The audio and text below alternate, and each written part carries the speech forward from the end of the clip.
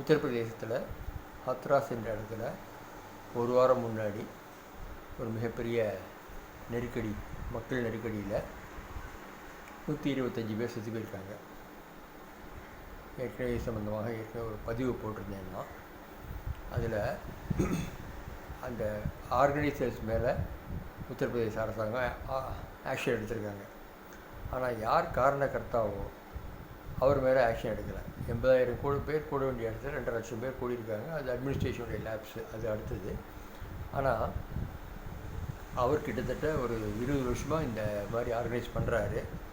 அதனால் அவருக்கு blanket permission மாதிரி அதை எடுத்துக்கிட்டு அவர் தொடர்ந்து இந்த மாதிரி பண்ணிகிட்ருக்காரு. ஆனால் அவர் மேலே எந்த ஆக்ஷன் எடுக்கலை. ஸ்பெஷல் இன்வெஸ்டிகேஷன் டீம் ஒரு குற்றப்பத்திரிகை தாக்கல் செய்யும்போது பாபா பால்சிங் மேலே அவர் இன்க்ளூட் பண்ணலை. அதில் கேட்டால் அவர் இன்க்ளூட் பண்ணால் எஃப்ஐஆர் போட்டு அவர் அரெஸ்ட் பண்ணோம்னா பெரிய கொந்தளிப்பு உண்டாகும் அப்படின்லாம் அந்த செய்தி சொல்லுது. இதில் ஒரு சின்ன சந்தேகம் இருக்குது. கண்டிப்பாக உத்தரப்பிரதேச அரசாங்கத்துக்கும் அவருக்கும் கண்டிப்பாக தொடர்பு இருக்குது. அவர் ஒரு குற்றவாளிங்கிற மாதிரி தான் அவருடைய செயல்பாடுகள் எல்லாம் கடந்த 20 வருடமாக அவருடைய லாவிஷ் லைஃப் ஸ்டைலும் அவருடைய தொடர்ந்து லேண்ட் என்க்ரோச்மெண்ட் பண்ணுறது எல்லா வேலையும் அவர் பண்ணுற கிரிமினல் ஆக்டிவிட்டீஸ் நிறைய பண்ணியிருக்காரு.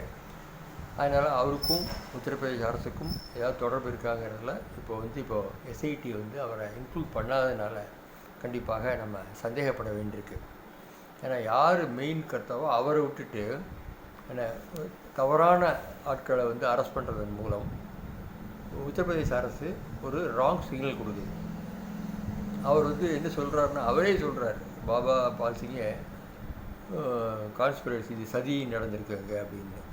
அவர் சதி நடந்திருக்குன்னா நீங்கள் எப்போ சொல்லணும்னா போலீஸ்கிட்ட போய் சொல்லணும். நீங்கள் போலீஸ் அவங்களை அரெஸ்ட் பண்ணி உள்ளே வச்சுட்டு என்கொயர் பண்ணணும். அவரை தான் முதல்ல நீ ஃபஸ்ட்டு டு பி அரெஸ்டட் அவர் தான் இருக்கணும். ஏன்னா வருஷக்கணக்காக இந்த வேலையில் பண்ணிகிட்ருக்காரு. அவருக்கு ஏகப்பட்ட கிரிமினல் ஆக்டிவிட்டி இருந்திருக்கிறத நம்ம பார்க்குறோம். அப்படி இருக்கும்போது அவரை அரெஸ்ட் பண்ணாமல், அவரை எஸ்ஐடி அவரோட நேம் இன்க்ளூட் பண்ணாமல் இருக்கிறதுங்கிறது ஒரு அதிர்ச்சியாக இருக்குது. கண்டிப்பாக உத்தரப்பிரதேச அரசாங்கம் அவரை கைது செய்ய நடவடிக்கை எடுக்க வேண்டும் என்று நான் கேட்டுக்கொள்கிறேன். நன்றி, வணக்கம். நீங்கள் அனைவரும் என்னுடைய பாஸ்கர் ஸ்பீக்ஸ்க்கு சப்ஸ்கிரைப் செய்யுமாறு கேட்டுக்கொள்கிறேன்.